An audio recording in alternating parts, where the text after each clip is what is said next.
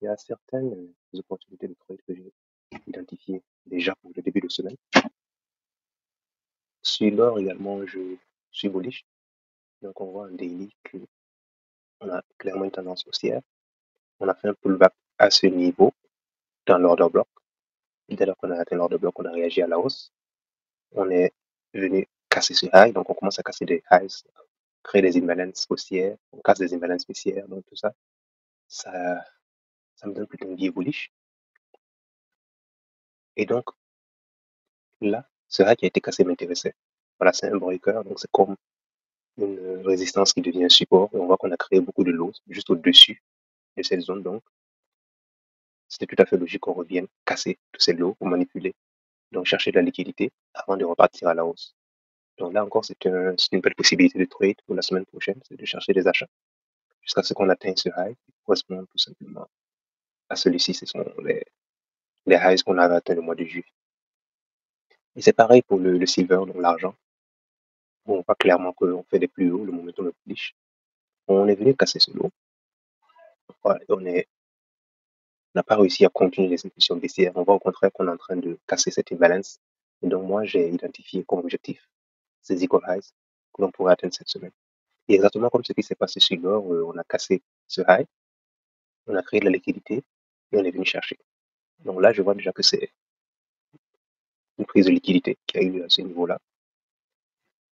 Donc je pense qu'il n'y a pas trop d'intérêt à ce que le prix revienne encore faire des plus bas. Donc déjà à partir de là, le prix peut commencer à faire des plus hauts. Donc moi, je vais chercher des achats jusqu'à ce qu'on atteigne au minimum ce high.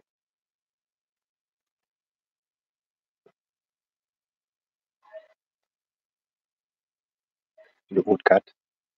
Donc on voit que est considérablement bullish. On fait des plus hauts. Donc là, j'ai identifié la structure avec les cercles. Et on a un retracement agressif qui est en train de se faire jusqu'à ce niveau-là qui était une balance en fait en weekly. Donc on voit que là, on atteint les balances en weekly. Et de là, moi, je m'attends à une réaction haussière jusqu'à ce qu'on revienne potentiellement chercher ce high. Donc, en daily, on peut déjà voir qu'il y a une grosse mèche sur cette bougie-là dès qu'on a cassé ce lot et qu'on est entré dans les balances. Donc, tout ça, ça me donne une vie bullish.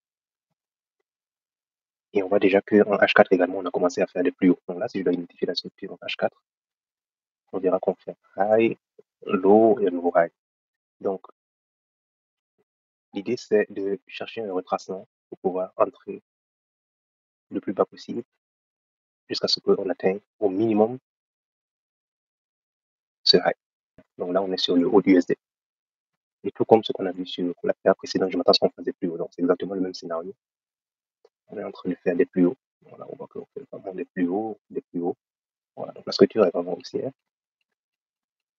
Et on fait un gros mouvement baissier qui est un retracement. Donc j'avais identifié cette imbalance, mais en réalité, on est venu un peu plus profond dans cet order bloc. Et donc moi, je m'attends à ce qu'il y ait une réaction pour que le prix revienne au minimum à l'intérieur de ce gap. D'autant plus qu'on voit déjà d'emblée en daily que le prix a vraiment beaucoup ralenti à l'intérieur de l'order bloc.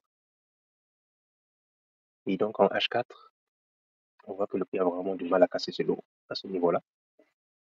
Donc moi, j'attends juste que l'on fasse une structure bullish qui va me confirmer qu'on est reparti à la hausse.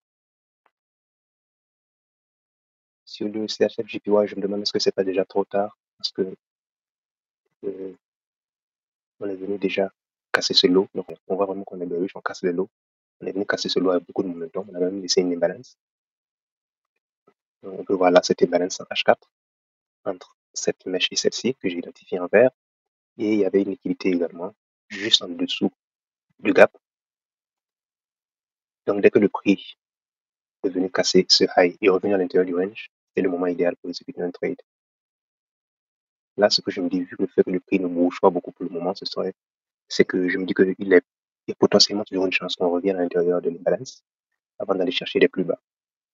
Donc là aussi, c'est une belle possibilité à observer en début de semaine.